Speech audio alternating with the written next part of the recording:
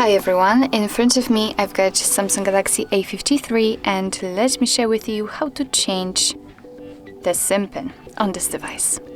So as you can see, first of all we have to enter the settings, so let's tap on it and now let's scroll to find the biometrics and security.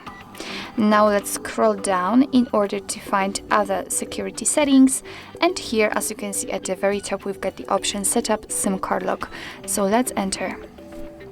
And as you can see, we've got change SIM card pin option.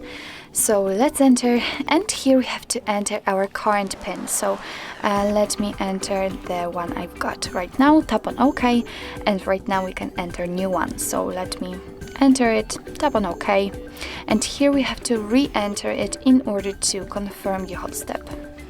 And as you can see, we've got the info that the SIM pin has been changed successfully, which means that if you will restart your device, then it will require the new pin you've just set.